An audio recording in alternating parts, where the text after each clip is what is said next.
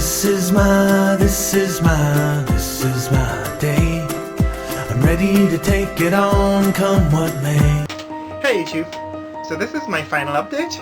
It is update number 5, and I'm going to describe to you why I moved to Canada and then how I ended up moving back to Guyana. So one of the things I really liked about Singapore was how honest the society is. I remember one day I forgot my briefcase on a bus and I was anxious. I thought I had lost all of my travel documents, my wallet with all my bank cards, and all of my important work information. But I went home and I called my agent, the person who helped me find my apartment, and by the time I called, there was apparently somebody who found my briefcase on a bus, had called her and reported it found, and that person was just a few minutes away from where I lived, and I was able to go over to their home and pick it up, and everything was intact. All my belongings were intact, all my money, all my cards, everything was intact. And this was marvelous because I don't think that would have ever happened in New York. In fact, I can't think of any city in the world where I would have gotten back my briefcase. It was an expensive leather Bosca briefcase worth about $500, and the documents were priceless. So I got everything back, and I thought that was a really cool thing about Singapore. I think Singaporeans are more honest than the average citizens of the world. What I didn't like about Singapore was this concept of the glass heart.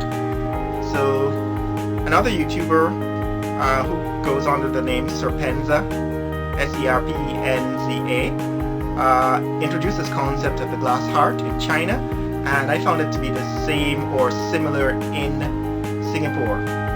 And that is because Singaporeans are always complaining about how small their island is and how too many foreigners are moving there, expatriates they call them, and how they don't have every space for anybody else, and they don't want any more foreigners in their country.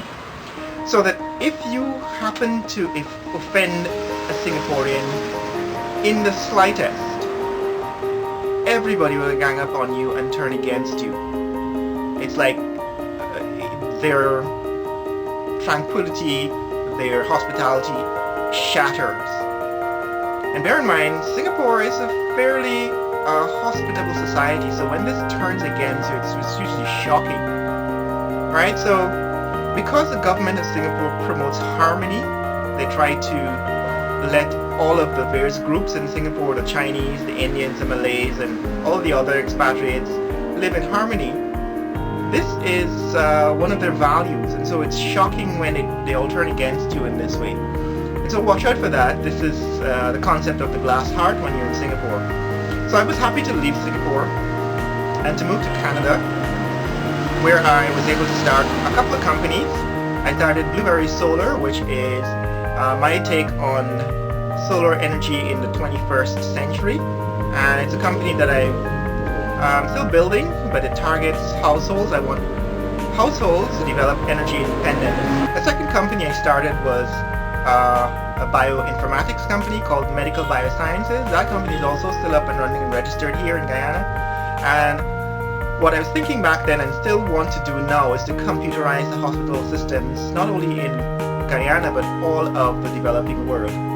So my specialty is in digital imaging, and I have special skills in storage of digital information like DICOM files, digital files, and as well as documenting and storing medical data. So I started this company, Medical Biosciences, to computerize the hospital system in Guyana and to computerize the hospital system in all of the other countries where this technology has not yet been implemented.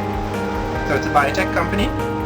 Since then I've also started a third and a fourth company, and I will explain those later. But I was able to do that in Canada because, well, I found it to be quiet, calm society. So because I had time to relax and think in Canada over about a year, or a little more than a year and a half, I was able to start 2 companies. And because I had internet access, the first things I did was to build websites. I built a couple of websites for the companies, launched those, got them live, and then I used my business contacts in solar energy to arrange for supplies, and then I moved back to Guyana. So I'm going to give you in the future some updates on how these companies are going, what in fact goes into trying to run a business from Guyana.